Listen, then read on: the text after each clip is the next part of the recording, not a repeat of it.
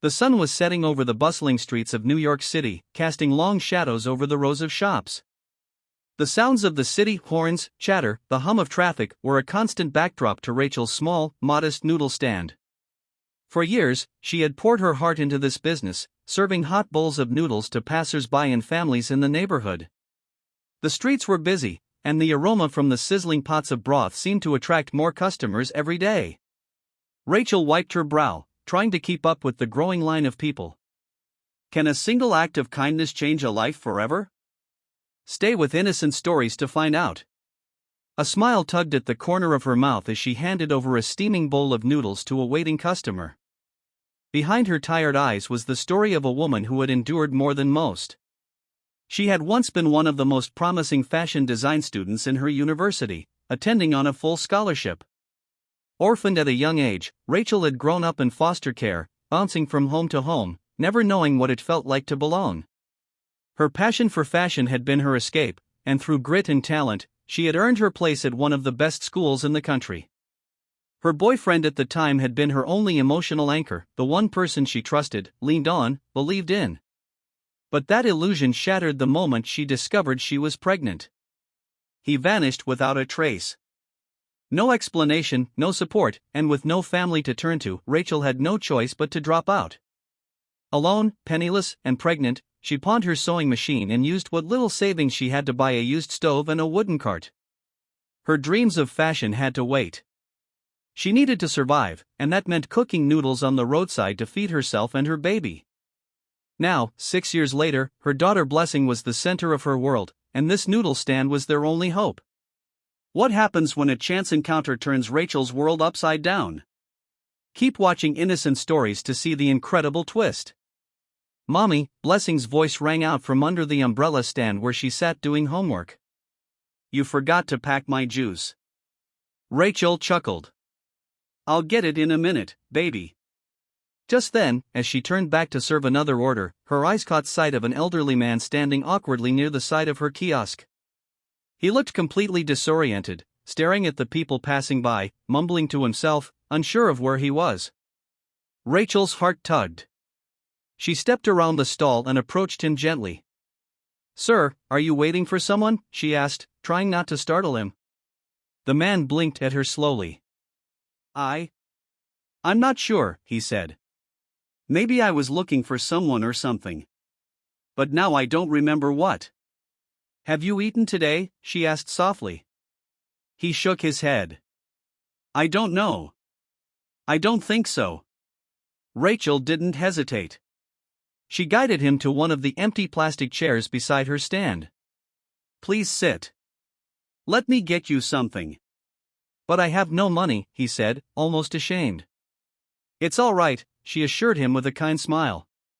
"You don't need money today."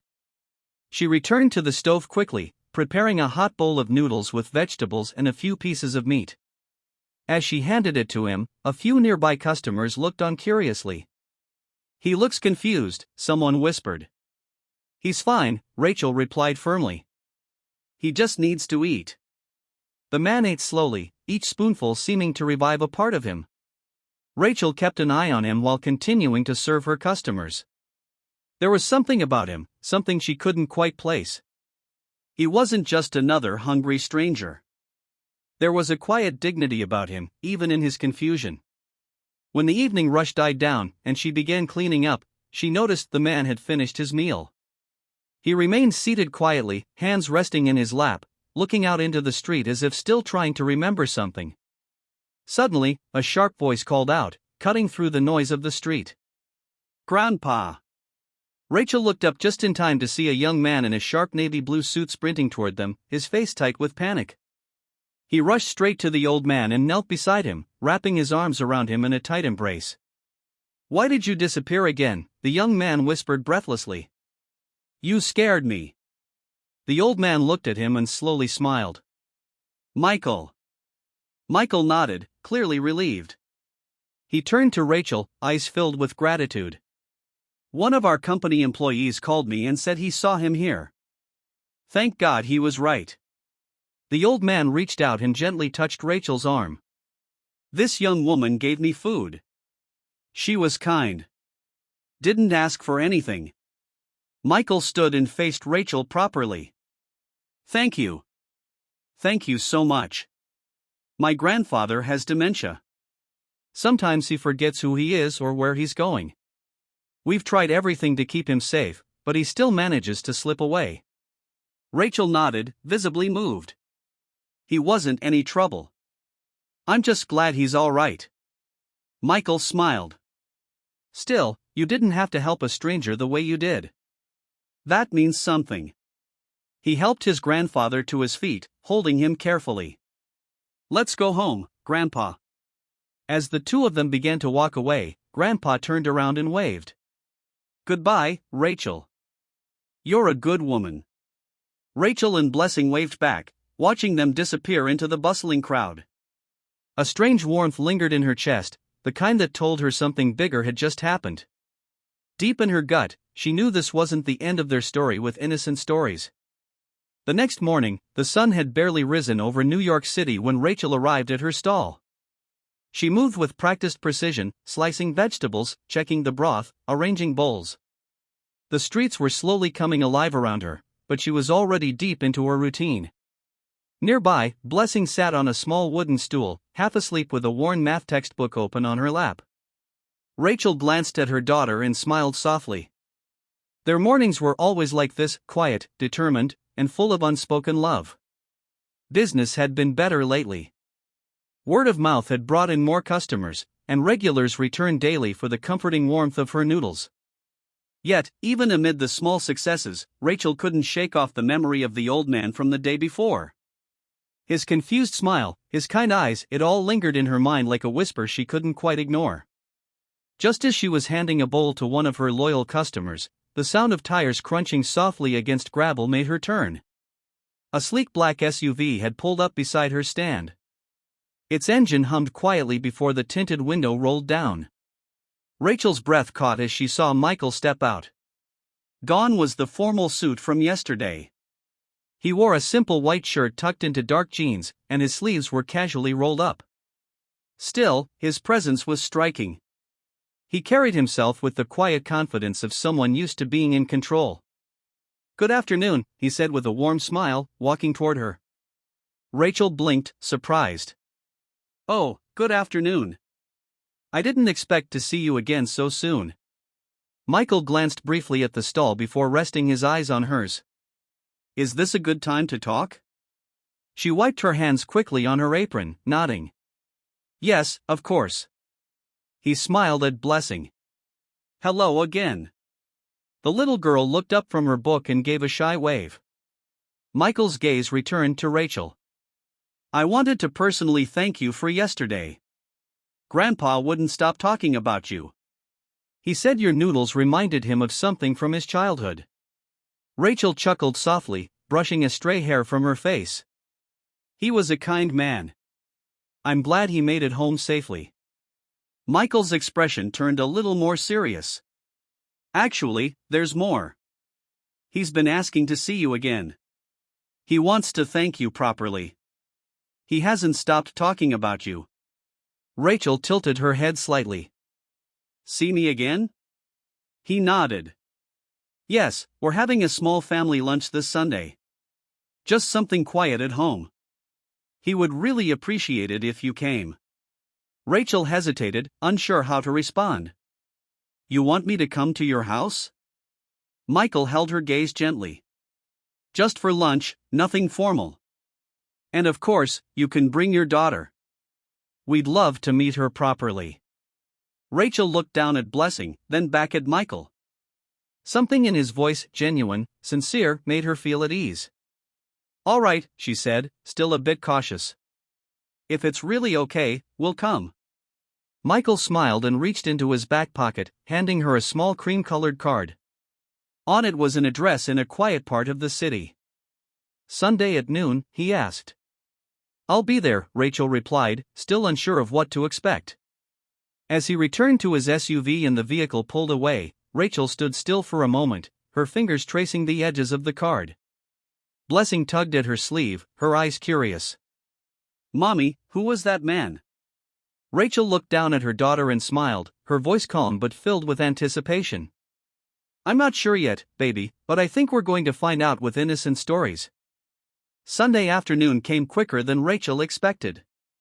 After closing her stand earlier than usual, she helped Blessing into her best yellow dress, the one with little sunflowers embroidered along the hem. Rachel packed a small container of her signature fried noodles just in case and called for a rideshare to the address Michael had given her. As the car pulled up to a gated residence in Upper West Side Manhattan, Rachel's nerves kicked in.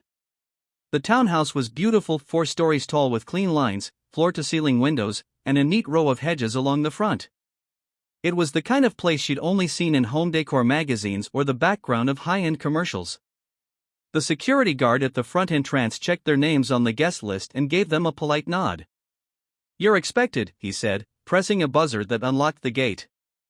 Blessing squeezed her mother's hand tightly as they stepped into the well-kept courtyard. The front door opened before they could knock. Michael stood there, dressed casually in a navy sweater and khaki slacks. He looked relaxed, a gentle smile playing on his face. "You made it," he said. Rachel gave a small smile in return. "I hope we're not too early." "Not at all," he replied, stepping aside. "Come in." The interior was warm and elegant. Soft jazz played from a speaker in the corner. A large abstract painting hung above the fireplace. Everything was clean and minimal with warm lighting and the subtle scent of lemon and cedarwood in the air. Seated comfortably in a leather armchair was Grandpa. He had a blanket draped over his knees and a look of surprise and joy as they walked in. "Well, if it isn't my noodle angel," he exclaimed. Rachel chuckled, slightly embarrassed. "Good afternoon, sir." Michael reintroduced them. Blessing, never one to be shy around kind faces, plopped down on the ottoman beside Grandpa and started chatting as though they'd known each other for years. Grandpa's laughter echoed warmly through the room. Michael leaned over and whispered to Rachel, "You're the first stranger he's remembered this clearly in months. Usually, the faces come and go for him." Rachel looked toward Grandpa, touched. "I'm glad. He seems like a wonderful man." "He is," Michael said. "He built our company from the ground up. But since his diagnosis, things have been different. He doesn't trust people easily anymore." As Grandpa smiled at Blessing, he suddenly turned to Rachel and said, "You should marry my grandson. Michael needs someone like you. Strong, kind, and you make the best noodles." Rachel's eyes widened slightly, caught off guard by his directness. She laughed, shaking her head gently. "That's very sweet of you, sir, but I think that's a bit much for lunch conversation." Grandpa just grinned. "I know a good woman when I see one." Michael, slightly red in the face, let out a chuckle. "Don't take him too seriously. He gets excited like a child these days, but he does really like you." Before long, lunch was served. A housekeeper wheeled in a table spread with baked mac and cheese, grilled salmon, Caesar salad, cornbread, and steaming bowls of gumbo.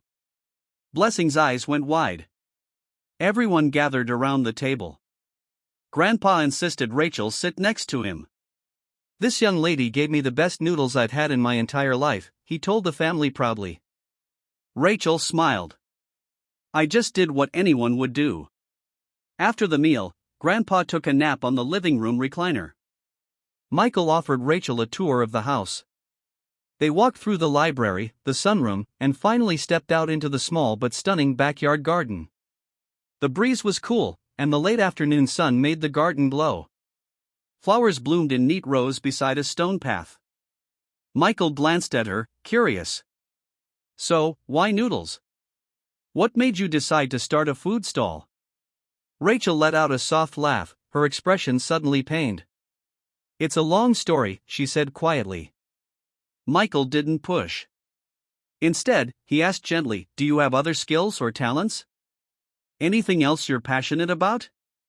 Rachel's eyes lit up for the first time. "Actually, yes, fashion design. I used to sketch clothes all the time. I was even studying fashion before I had to drop out." Michael raised his brows. "Really?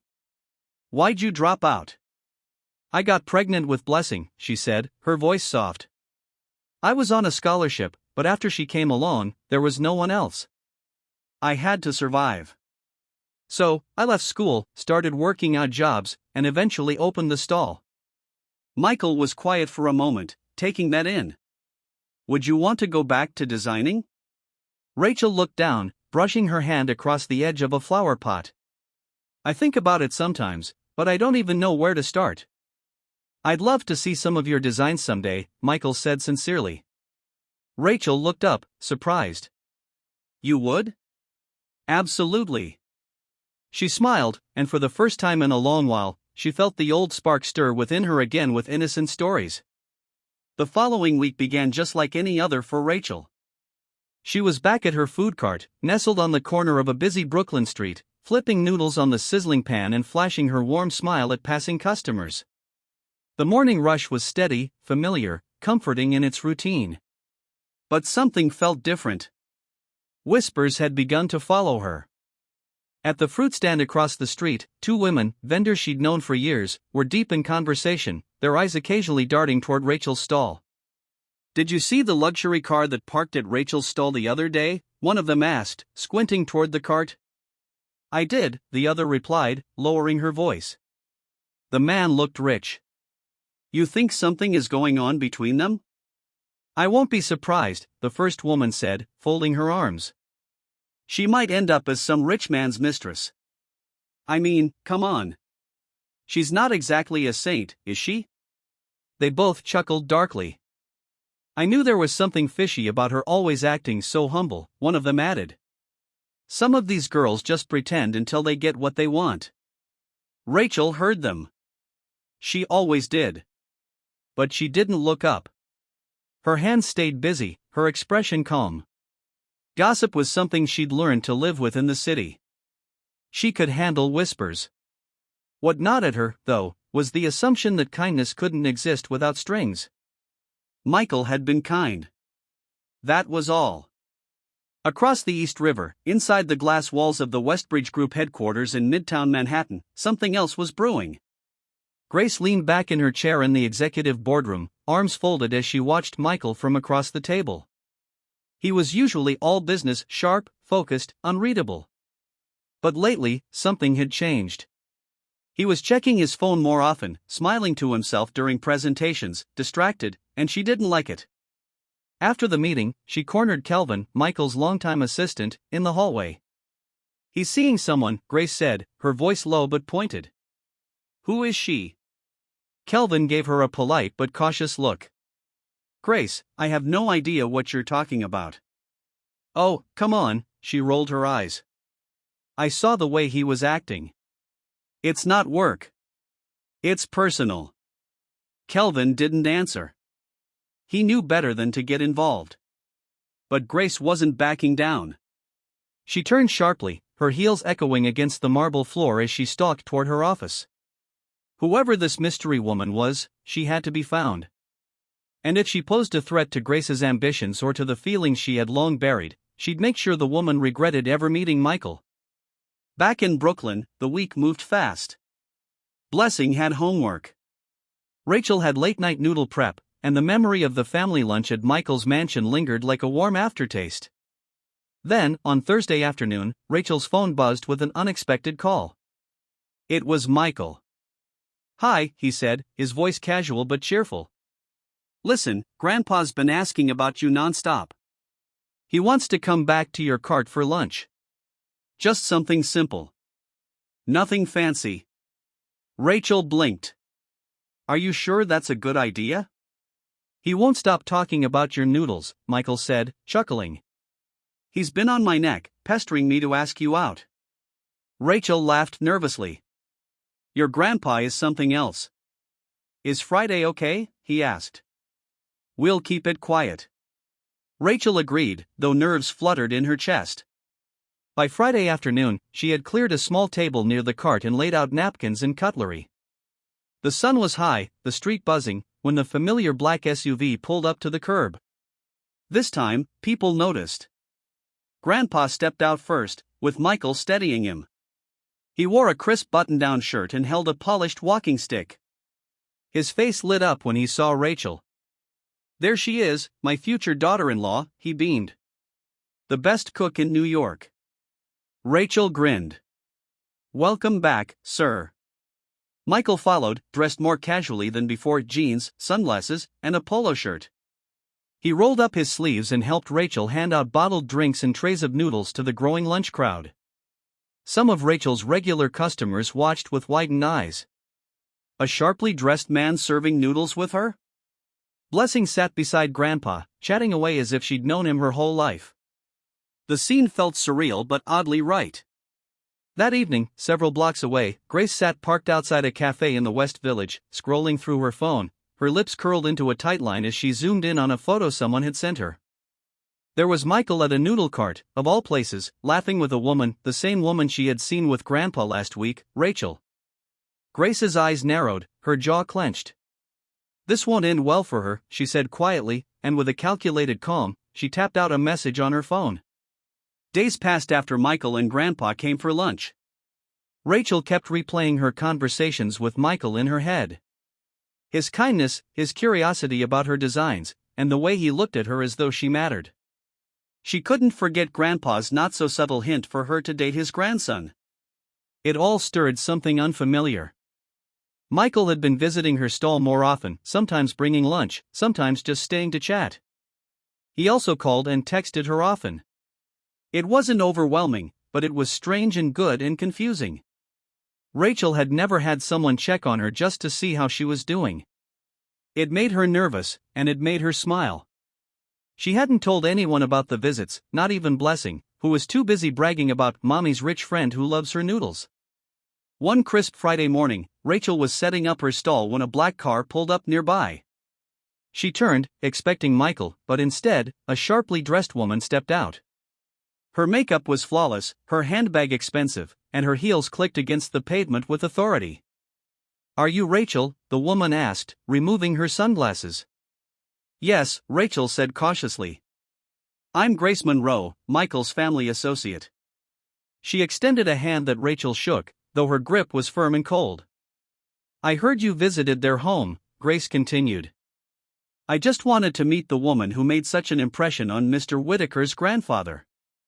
Rachel smiled politely. It was a kind gesture. "They invited me for lunch." Grace's eyes narrowed just slightly. Right, kindness. Before Rachel could say anything more, Grace looked down at Blessing, who was scribbling in her notebook. "Your daughter?" "Yes. Her name is Blessing." "She's adorable," Grace said with a smile that didn't quite reach her eyes. "Listen, Rachel, I don't mean to intrude, but people like Michael, they come from a different world. Sometimes they don't know how much their actions can be misinterpreted." Rachel's face stiffened. "Misinterpreted?" Grace softened her tone. "I just mean, don't get your hopes up. It would be a shame to see you or your daughter hurt over a misunderstanding." Rachel's chest tightened, but she stayed calm. "Thank you for your concern, Ms. Monroe, but I know how to take care of myself." Grace smiled, clearly not expecting that response. She placed a business card on the table. "In case you ever need anything." With that, she turned and walked away. That evening, Michael called. Rachel almost didn't answer, her thoughts spinning from Grace's visit, but curiosity got the better of her. "Hey," he said warmly. "Are you free tomorrow? I'd love to show you something." Rachel hesitated. "Where?" "Our downtown office." "Just a few minutes. I want you to meet someone. And, oh, please bring some of your designs, too. I'd like to see them." The next day, Rachel and Blessing made their way to a sleek office building in Midtown Manhattan.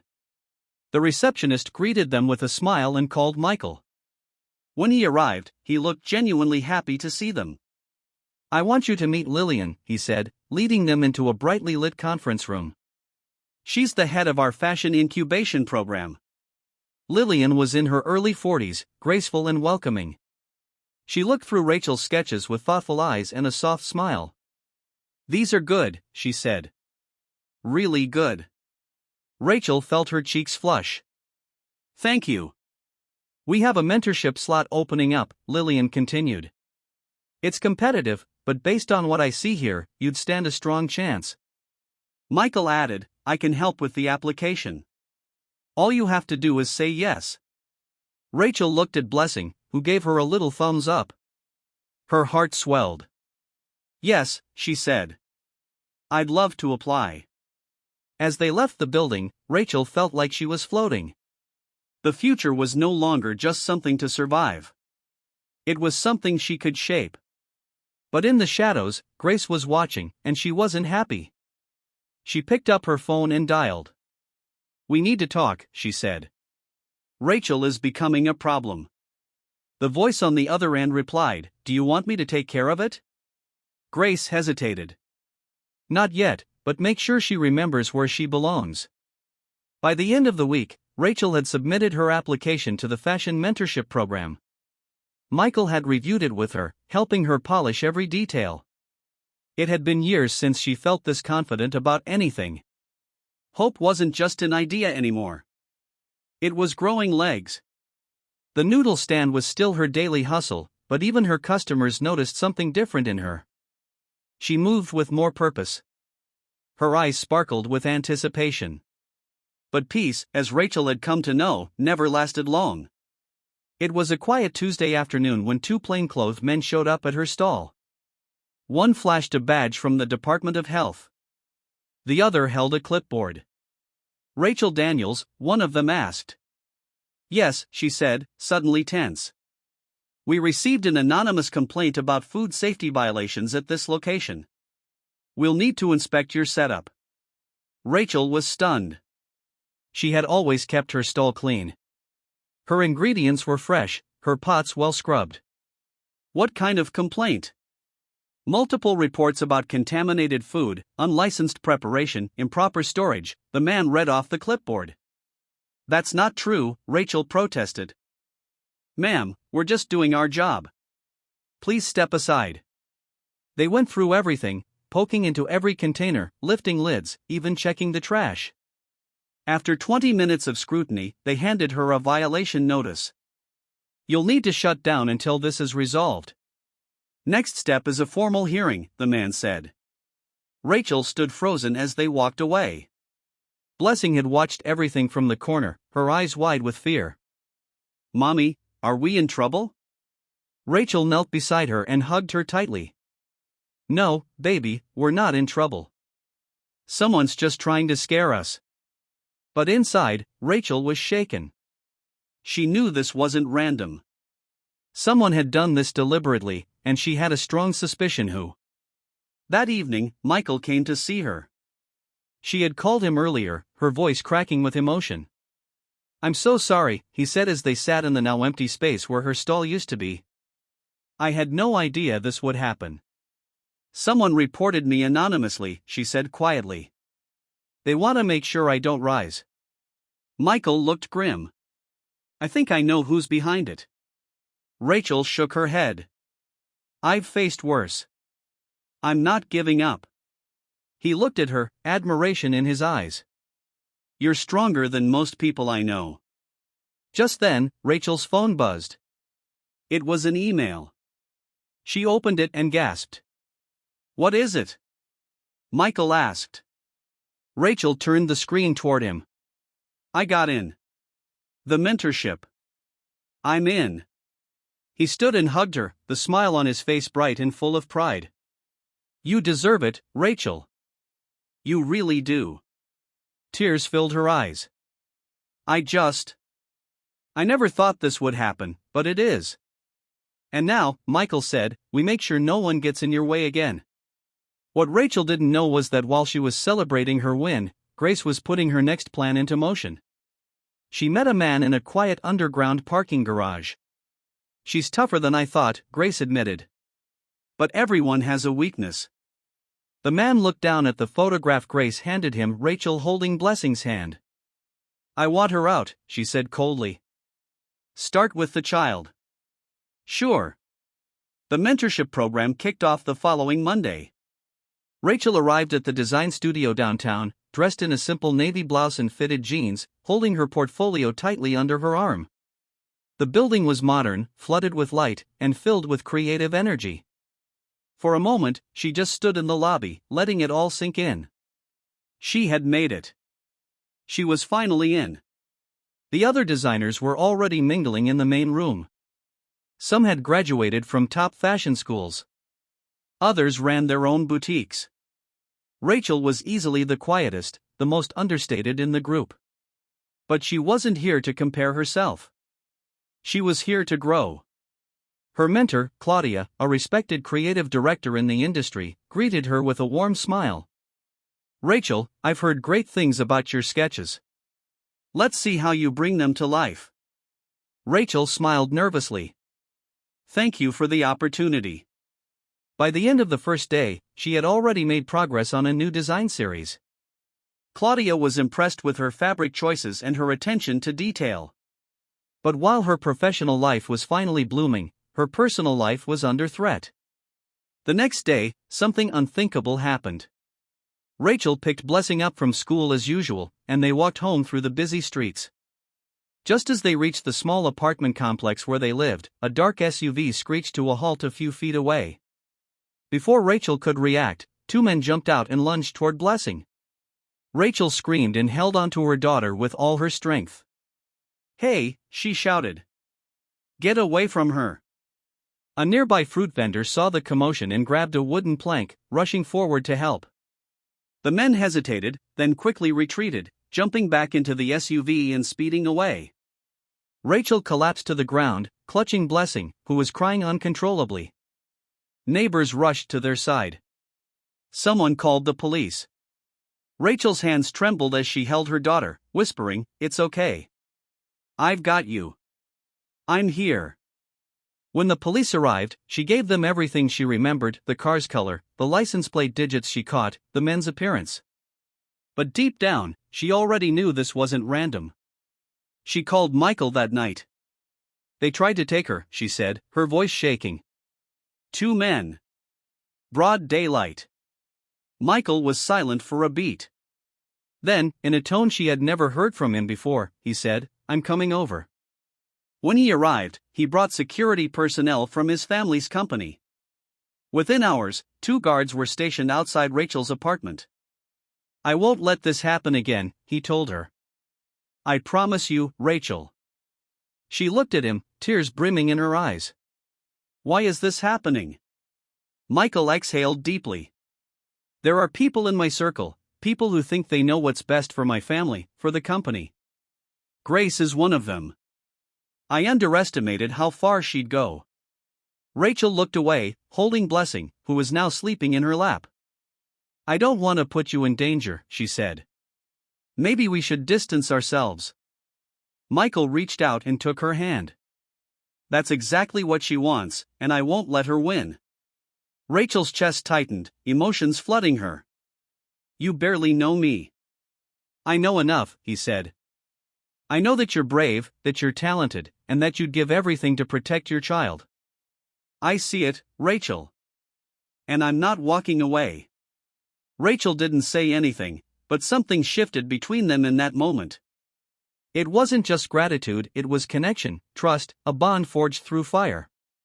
The next morning, a private driver took Rachel and Blessing to the studio. Michael had arranged a more secure route. The guards stayed close but not intrusive. Inside the mentorship program, Rachel worked harder than ever. She poured her fear and determination into her designs. Her sketches became bolder, her fabrics more daring. She was creating not just with her hands, but with her whole heart. Still, she knew one thing for sure: this wasn't over. Someone had declared war on her family, and she had no choice now but to fight back with innocent stories. By the end of the week, Rachel's latest collection draft was turning heads at the studio. Her mentor, Claudia, praised her bold vision and practical execution. "You've got something unique, Rachel," she said. "Your designs tell stories. Don't let anyone dim that light." Rachel thanked her, but the truth was she was exhausted.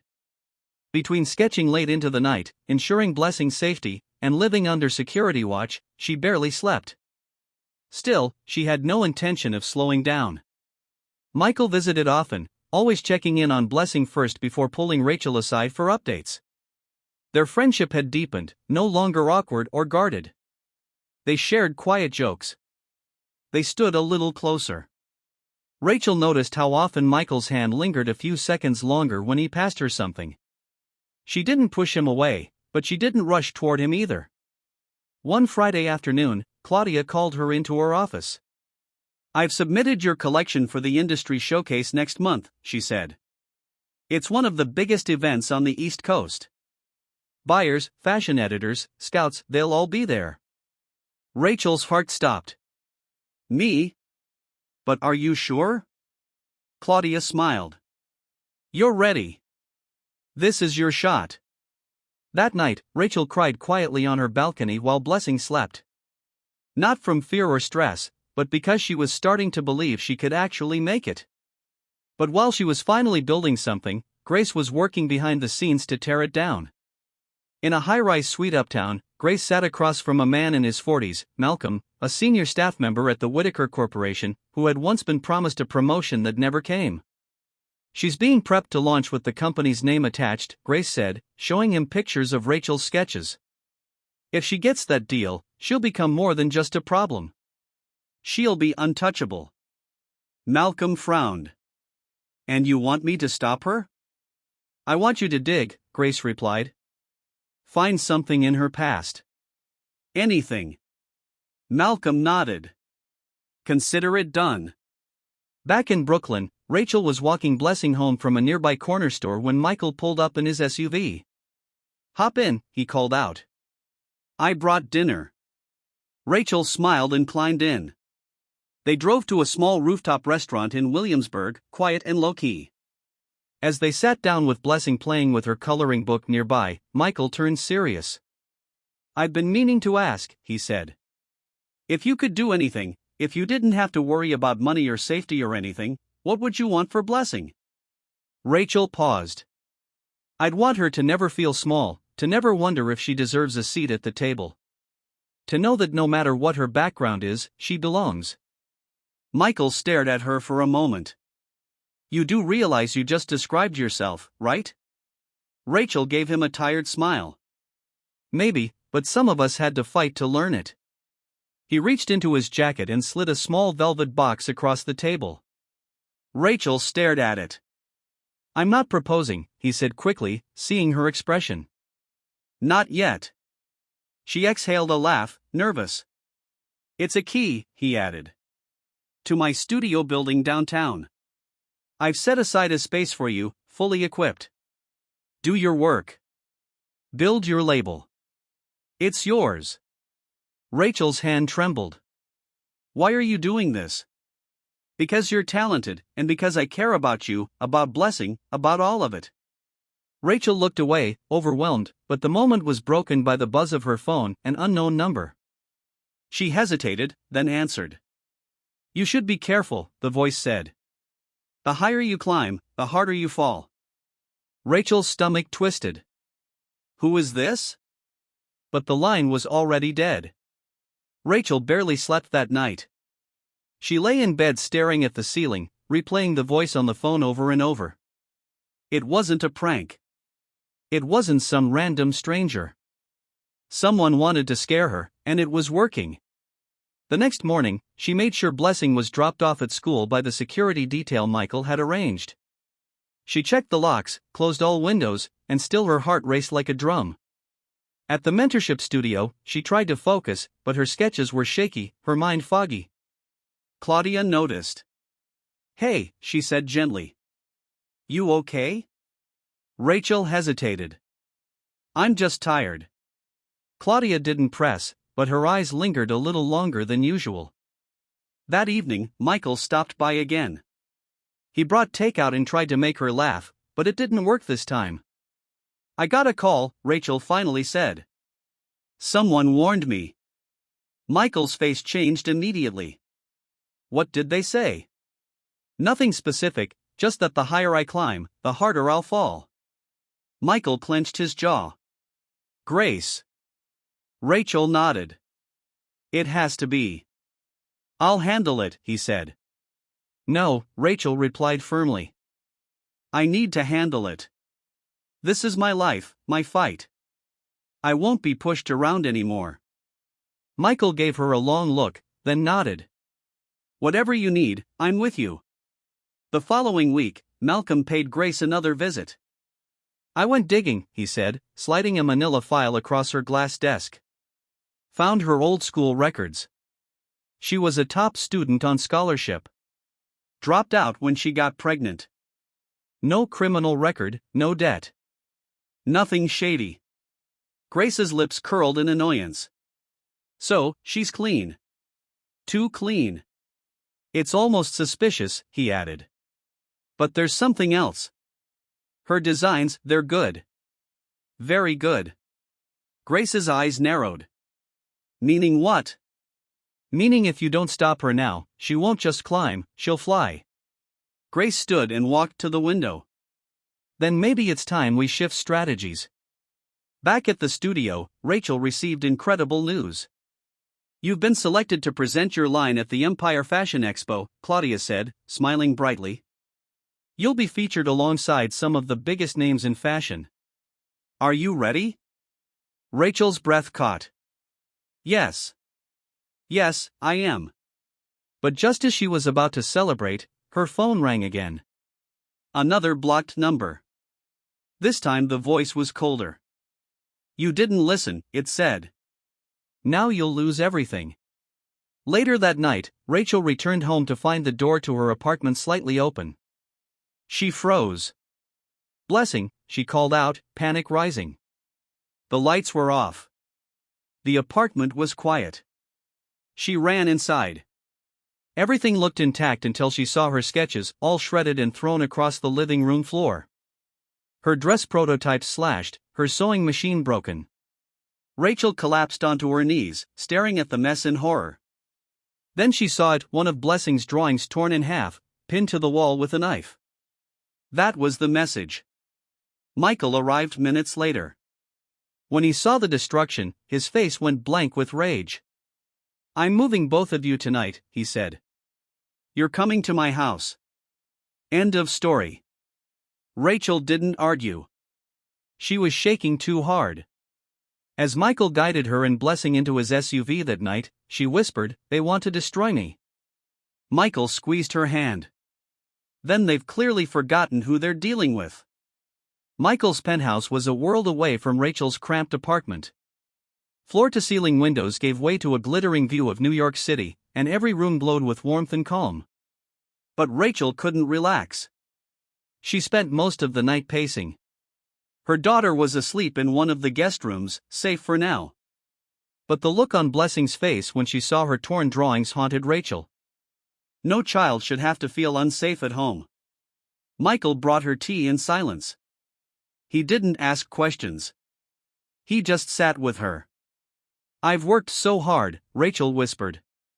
So hard just to survive.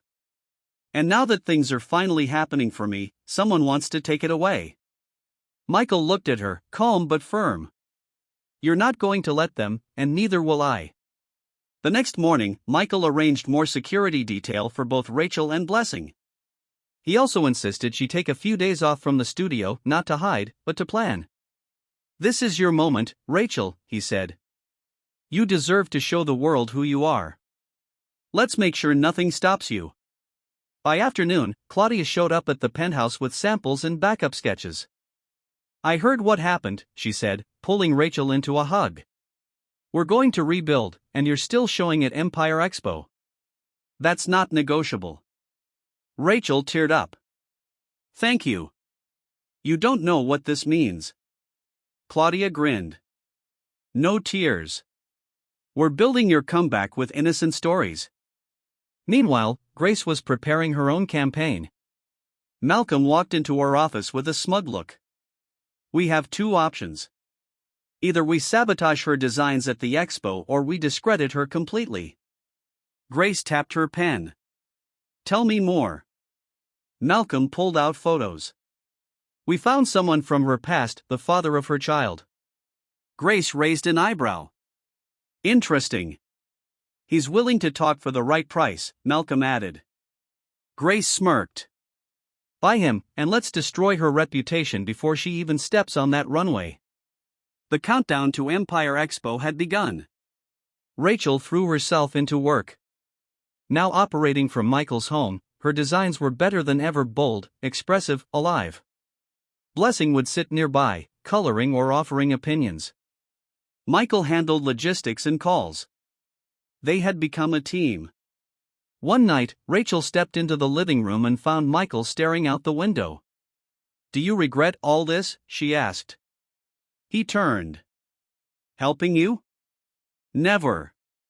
She walked over. "Even with the threats, the mess, all of it?" "Rachel," he said, stepping closer. "The moment I saw what you did for my grandfather, I knew you were different.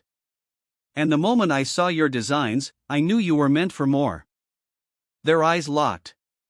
Something shifted between them, unspoken, but real. Then Rachel said softly, "Then let's make this count. Let's win." The morning of the Empire Fashion Expo arrived. Rachel stood backstage, her heart pounding. Her models were dressed, her designs were ready. But as she adjusted the final gown, she overheard a staff member whispering, "Did you hear? Some blogger just leaked a story about her past. Said she abandoned school and slept her way to the top." Rachel froze. Grace had pulled the trigger. Michael appeared beside her, checking his phone. He had seen it, too. "Ignore it," he said. "Your work will speak louder than their lies." Rachel nodded slowly. She stepped onto the stage, and the lights hit her. This was her moment. The lights were bright, almost blinding, as Rachel stood backstage at the Empire Fashion Expo in Manhattan. Her heart raced, palms slick with nervous sweat. This was it. The moment she'd been dreaming of since she was a fashion student on scholarship. The moment she feared she'd lost forever when life had pulled her into the hard reality of single motherhood. But here she was. Behind her, models in vibrant designs lined up, each wearing a piece of her story. Anchor-inspired prints mixed with modern silhouettes, colors bold and unapologetic. Her brand, Adira, was no longer just a dream. It was real. The music started. She gave the cue. One by one, the models stepped out under the lights. The audience, made up of fashion editors, influencers, celebrities, and buyers, fell silent. Phones lifted, eyes widened. Whispers of awe spread through the crowd. Her designs spoke. They spoke of struggle, strength, culture, and evolution. Backstage, Claudia squeezed her hand, grinning. "Rachel, you're killing it," she whispered. Michael stood nearby, arms folded, pride shining in his eyes. By the time the last model walked the runway, the hall was buzzing. When Rachel finally stepped onto the stage to take her bow, she was greeted with a standing ovation. She had done it. Backstage, a stream of congratulations followed. Reporters and designers swarmed, cameras flashed. Rachel answered questions, all while trying to stay grounded.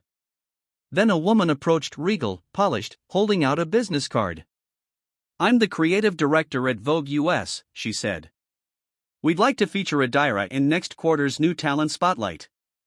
Rachel blinked. "You're serious?" The woman smiled. "You've created something unforgettable." Rachel took the card, speechless. Michael appeared behind her. "Told you the world would see it." She turned, her expression overwhelmed.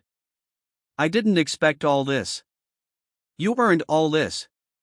Later that night, under the city skyline, Rachel sat on a bench in Bryant Park. The lights from the surrounding buildings reflected in her eyes. Michael sat beside her. "Grace tried to bury you," he said. "But tonight, you buried her lies instead." Rachel sighed. "I've learned not to let people define me. Not anymore." Michael turned to her. "So what do you want next?" She thought for a long moment. "I want Blessing to have options. I want to create more for me, for other girls like me, and maybe, just maybe, I want to love again." Michael reached into his coat pocket and pulled out a small velvet box. Rachel's eyes widened. "Michael." He opened it to reveal a delicate gold ring. "I'm asking you to marry me, Rachel." I love you, and I want to build a life with you." Tears welled in her eyes. She looked at him, then at the ring, then back at him. "Yes," she whispered. "Yes, I will marry you." Michael smiled as he slipped the ring onto her finger. "You just made me the happiest man in the world." They embraced under the soft glow of the city lights, the noise of New York fading into the background. 1 year later, a Dyra's flagship store opened in Soho. Celebrities and major stylists attended. Vogue's Spotlight article had launched Rachel into international circles. Inside the boutique, wedding portraits of Rachel and Michael hung on one wall beside framed family photos with blessing. Near the register, a special photo of Grandpa smiling sat in a polished frame. Rachel stood behind the counter, adjusting a display of new accessories. Customers moved about, admiring the bold new collection. Blessing, now 8, helped fold shopping bags, a tiny name tag clipped to her dress, "Junior Designer."